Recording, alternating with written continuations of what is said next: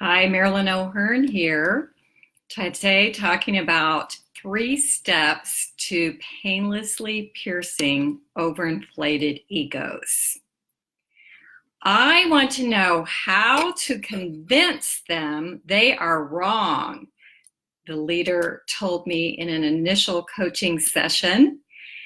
And when I asked him to give me an example of his goals of improved negotiation and partnerships, well, you can imagine that alarm sounded in my head.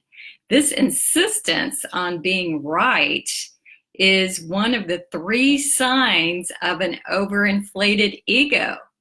Would this client be able to pierce his ego in order to successfully achieve his goals? Let's find out. Would you rather be right or be in a relationship is one of my favorite coaching questions. Improved, sustainable partnerships, including successful negotiations and insistence on being right, do not go together. Thankfully, my leadership coaching client could see this and make a shift. I will share with you how, so you can use these steps in your organizations, communities, and families. A strong attachment to being right is a sign of an inflated ego. I call for an International Ego Disarmament Day, an invitation to lay down or pierce our inflated egos, resulting in reduced, unproductive workplace conflict, saving your organization, communities, even your families, money and frustration. So many spiritual teachings support this concept. For example, the ancient Greeks used the word hubris, that blinding self-pride, the tragic flaw that led to a powerful character's downfall. Pride comes before a fall, Proverbs 16:18. Confucius said, I don't worry about not having a good position. I worry about the means I use to gain position. I don't worry about being unknown. I seek to be known in the right way. And Lao Tzu said, the well-run group is not a battlefield of egos. Was he referring to politics? Can you and your teammates pierce your own inflated egos, shifting the focus off of self to the greater cause in order to achieve your vision? My coaching clients, who include change makers who are passionate about their cause and their vision, even their egos can still become inflated. You will recognize these 3 signs of an inflated ego and can probably add to this list. In fact, I invite you to add other signs as a comment to this article. Insistence on being right, expecting others to make all the adjustments to them and their ideas, and number 3, doing most of the talking. So how do you painlessly pierce the overinflated ego for greater team and community and organizational success? These 3 steps pierce egos, reversing the 3 signs of the inflated ego. So back to my leadership coaching client who wanted to convince others he was right. Besides number 1, sharing my coaching question, would you rather be right or be in a relationship?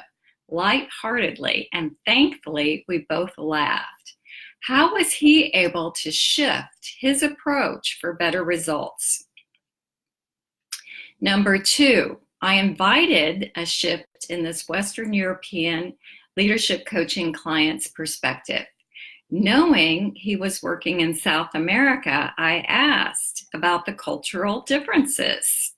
Specifically, I asked how direct did he see his own communication was, and how direct did he think his South American partners were?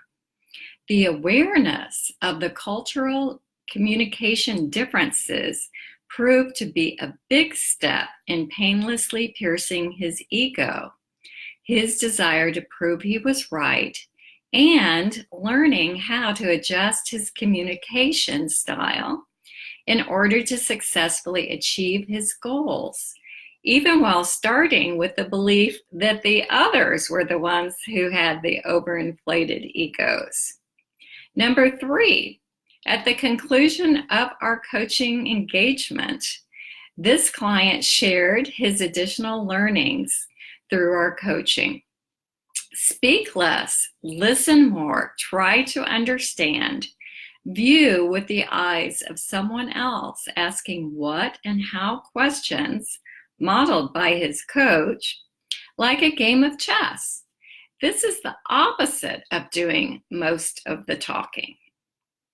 In East meets West example, in contrast to the challenging question I posed this direct communicating Western client with an Eastern, more indirect communicating client, we experienced more of a flow, sharing of intuition, like you are thinking my thoughts, my client said. So in this case, I adjusted my cultural communication style to achieve the same successful results.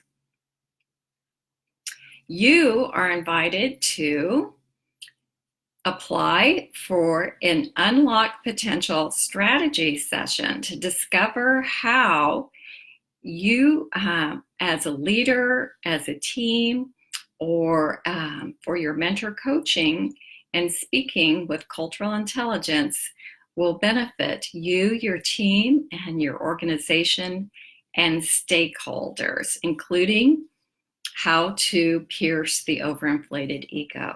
So thanks, and see you next week.